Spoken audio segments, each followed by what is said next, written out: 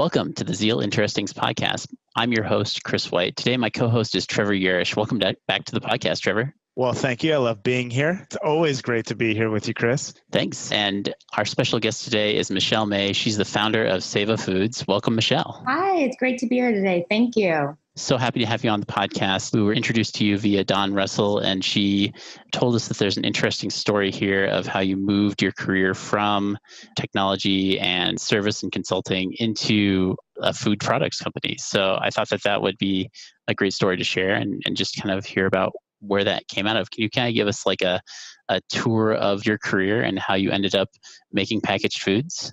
For sure. Yeah. It's not as random of a trajectory as it might sound. Sure. I've always been really interested in food. I've always been someone that really got a lot of joy out of food. And it's definitely something that I'm interested in a lot more, I'd say, than most people. But I started doing web design and development back in my early 20s. I actually went to school for art history and Russian. Wasn't really trying to study anything that necessarily would lead to a career path, but more so just things that I found interesting. And so that's sort of where I was at. And this is early 2000s. And so even though I was at a campus that was extremely wired, it's Case Western Reserve University in Cleveland, Ohio. It's one of the first universities in the States to really embrace technology, and had to get my first email address when I enrolled in the school. So Awesome. I had the opportunity for a women's studies course, actually, to either do a traditional report or to create a mini website. And so that's the route that I chose. And that was actually my first website was a history of goddess iconography, starting with the Venus of Willendorf and ending with Little Kim, because this was like 2002. I like it. So your kind of introduction to web design, web development was not via coursework or curriculum related to that. It was in a women's studies class where that was just a report option. Exactly. I'm completely self-taught. I think that because I've studied language pretty much my whole life, my background is Russian. And so even though I wasn't lucky enough to be raised bilingually, I definitely heard a lot of Russian growing up. And I also studied French in high school. So I think I essentially took those skills I learned, learning language and applied that to computer and sciences instead. And so when I was in college, I was also bartending and working at a wine bar. And so that's where my first kind of pool of clients came from. There were a lot of customers there who had their own businesses. And because I struck up a lot of friendships with those people, I got some initial work that way. And essentially most of my career have worked that way. I never did a lot of advertising. I really always preferred to work with referrals. You tend to work with the best people that way. And for most of my career, I was a contractor. I've worked for a few companies as a full-time employee within the 15 years that I was a web developer and designer, but primarily really enjoyed working for myself. That's super cool.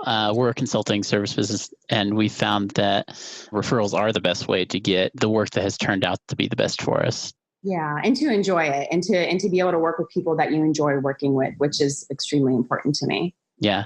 It was really interesting when you said that when you were, in bartending in the food industry, that your clients came from your customers. When you started that sentence, I expected you to say that your clients were like the bars you worked at or related people's food businesses, but you were actually like very much building relationships with your customers and then selling them something else.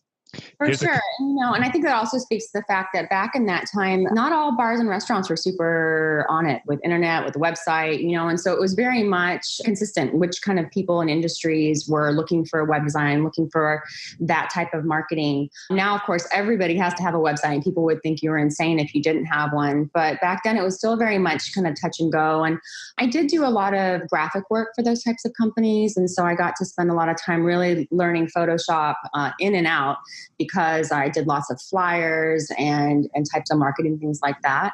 And all of that, of course, has really served me into my current career. And I'd say that's the best thing about having the background in web design and marketing and really working as sort of a jack of all trades within that realm, because I was working primarily with small businesses and with individuals who really needed me to be either start to finish, from logo design, which isn't a huge strength of mine, but I can do it when needed, all the way to, maintaining their website. And so I got to learn a really wide variety of skills. I wouldn't say I excel really, really well in any of those, but I can get it done. And that's been great because I've been able to do that for my own companies as well. Excellent. So then transitioning, how did you make that transition? Where did the transition happen into starting your own business that was not consulting, but product-based? Well, the thing about web design is that I've always really loved it. I love the challenge of it. I love the sort of symbiosis between design and function, and to me, people have always asked me, are you a designer or are you a developer? And I'm that kind of unique 50-50 hybrid because I really enjoy both aspects. But the reality is I never really was passionate enough about web design and development within itself to grow a company that would be able to sustain the sort of life that I wanted to lead and to be able to accomplish the things in the world that I wanted to. I'm sure I could have done that within web design development, but it just didn't feel like it was my path. And so about 2014, 2015, I really started doing some soul searching and thinking about what it was that I could be that passionate about, and started thinking about how I could create a career for myself that was more consistent with the things that I'm truly passionate about, which for me, as I've said, is food, but also wellness and health in general. I'm a longtime yogi. I've been practicing yoga almost daily for about my dog's 13, so 14 years. Dog and yoga both kind of came into my life around the same time, thank goodness. And awesome. And so even though I was never super compelled to be a yoga teacher, because it was something that obviously I spent a lot of time doing, it seemed like a natural path for me. So I did my training finally and started teaching yoga, started helping people with their own diets and became a nutrition coach. Also was teaching a lot of community cooking classes at the time and just really doing things, kind of putting feelers out, just trying different things that I was already interested in. At that time, I had been working it was my last kind of hurrah, my last attempt to be a professional web developer. I was working for a local clothing company called Prana. And so at the end of 2014, I decided that I couldn't do that anymore, that I really wanted to be exploring this other path, and that I really felt like I could be of the most service to the world doing something else that I felt more strongly about. So 2015 is really when I started putting myself full-time into wellness. And I did that for about a year and a half before it slowly started to occur to me that I really needed to get out of being just in the service-oriented industry for several reasons. First of all, you're sort of limited in how many people you can truly affect and help, because it's great. If you're helping one person, they really appreciate it. And if you help one person, that's going to reverberate and allow them to impact and hopefully bring light to many people in their lives as well. But it's still very limited. And so I wanted to find a way to impact and affect and help more people. And also I just didn't want to be stuck trading hours for dollars for the rest of my life. And so whether it was web design or it was teaching yoga or preparing meals for people, it still was very much that model of you put in this time and you get this money. So I really started to think about products that I would potentially be interested in putting all that attention to instead. And so my first product company actually is a company that I'm still working on. I haven't brought it to market yet for several reasons, but it's Benjii's Canine Cuisine. It's a freeze-dried, human-grade organic dog food company. And it's something I feel very strongly about. Named after one of my dogs that passed away a few years ago. He was definitely also a main motivation for me realizing that life is fleeting and that I did need to be something that I felt super strongly about. And so Benjii's will be coming out eventually. It's just a little more complicated. It's actually way easier to create snack foods for people than design a whole meal for dogs. So Interesting. That's funny. Was the dog food idea driven out of like special needs that your dog had, or was it just like your interest in how you wanted to be feeding your dog? Well, I do love dogs and I do love food. So the intersection of both is definitely my happy place. Okay. That's awesome. But for sure, there's a lot to be said for your other statement as well, because for me, I feel really strongly about that subject in particular. The way that dogs are fed currently is really subpar. It's this 70-year experiment basically that we've had with giving dogs fake food, and it's failed miserably. Dogs have never had it so good, at least in this country, in terms of lifestyle. They're very well cared for. Most people treat their dogs like their children. However, dogs' lifespans have been essentially cut in half since we started feeding them fake food. So I really would love to help people learn how to feed these really important beings in their life in a way that's befitting of them and that really enhances their life. And that's not to say that it can't happen with a kibble. It's just that a lot of the kibbles that are out there right now, they weren't designed with dogs in mind. They're designed with economy and convenience in mind. And so with Benjii's, the thing that's really cool about it is that not only is it the world's first 100% organic, human grade, freeze-dried food, plant-based as well, but it's also the first dog food or any pet food that I know of to be designed with zero synthetic nutrients. So everything that's in there, that's been put in there very carefully to make sure it meets all of their nutritional standards, comes from real food. And I think that's the way that animals' bodies were designed to take in nutrients. And that's a model that we should be working to get back towards. So as far as like, I don't know very much about dog food. With the freeze-dried food, is that how you serve it to your pet, or do you have to prepare it after you've purchased it, or? Well, the nice thing about freeze-dried is it marries the advantages of both fresh food and kibble. So you have the convenience of a kibble because it's something that can be stored actually for a lot longer than kibble, because with freeze-dried foods, because there's no water left, you can keep things for up to 35 years if they're sealed in the correct environments. Also, with freeze drying, you retain about 95% of the nutrients. You definitely don't see that with any of the kibbles. Essentially, what they're doing with most kibbles is they're heating it to such a high temperature that all of the inherent nutrients are removed, and then they're putting it back in to meet the standards with pure synthetic nutrients. But with freeze dried, you just add water. It's about 3 times less than non-freeze-dried food. So it's super easy to store and to ship. And then it's very easy to give to your dog. So I want to meet people where they're at. You know, I'm the crazy dog lady who cooks for their dogs every day.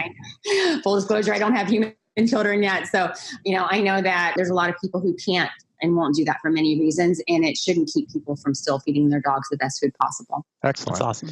I'm curious, these two ventures, so Seva, obviously first, and then Benjii's is you said coming along. I did look through the site and read quite a bit about it, and the testimonials and whatnot are fantastic. What I'm really curious about is in this adventure that you started, you said you started about 4 years ago, 3 to 4 years ago on Seva?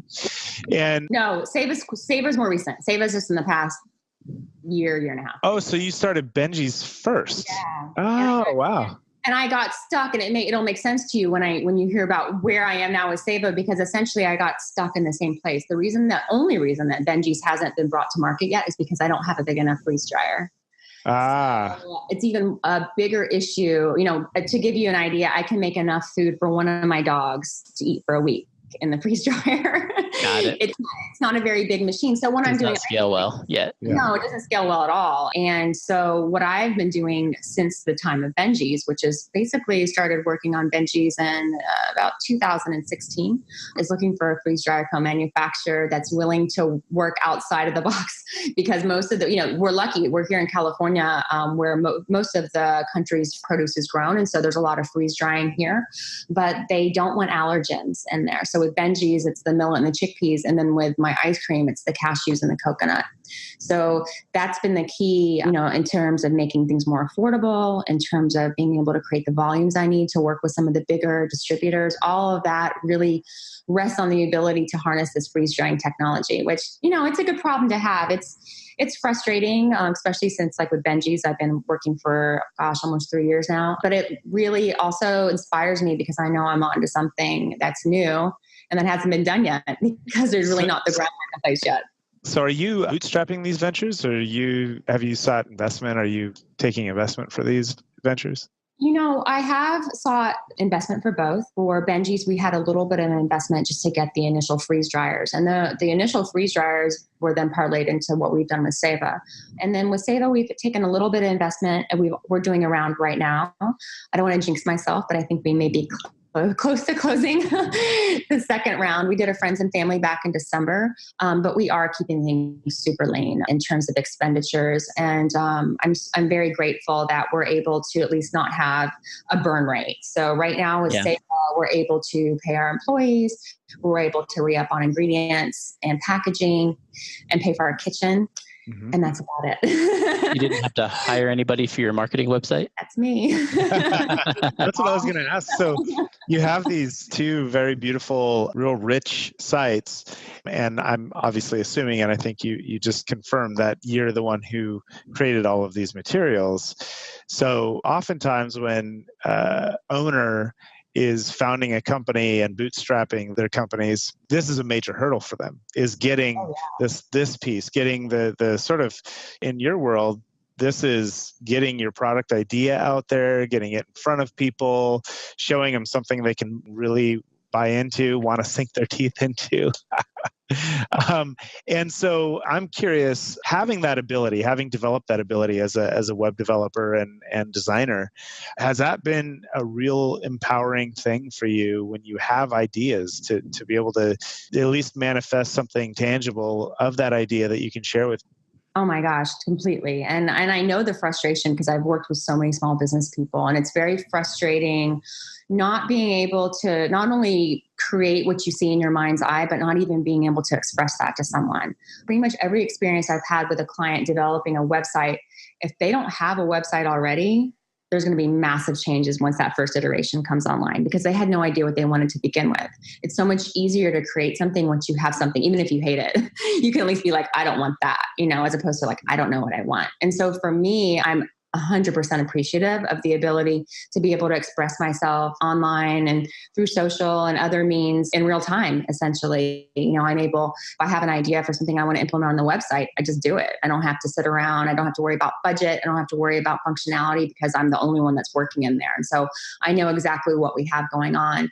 It's been probably the biggest blessing of having that previous career really is the ability to do that. And like I said before, I'm sure there's people that can do a much better job of it than me, but being able to design our own packaging and being able to do our at least initial branding has been great and has definitely freed me up to get stressed out about other stuff like QuickBooks, that I don't understand. Well, speaking of stress, it sounds like, there's been a lot of challenges in the manufacturing area. What are some of the biggest challenges that you're kind of looking at in the near future for both of your food companies? Well, it's really just figuring out scale. So currently Seva is producing at a small sublease kitchen space in Carlsbad. So like I spoke to, we're trying to keep our costs really low. So we don't even have a dedicated kitchen space currently, but it's enough for us to accommodate what we want to do with our current sales. And then our plan is by the end of 2018, we're hoping to be in place with a co-manufacturer that will take over at least the ice cream, if not both products. We also do a coconut jerky, which is much more low tech. It's just dehydrated. So that one's pretty easy to take care of. But the ice cream, I'm hoping we will have scaled up by the end of this year. And then we can start going into some larger markets. And then once I figure out the solution with the ice cream, then Benjii's is ready to go. He saw all the testimonials. So we definitely tested out the product, had it analyzed in the lab. So we know that it does indeed meet those AFCO standards that are so important to be selling in the United States.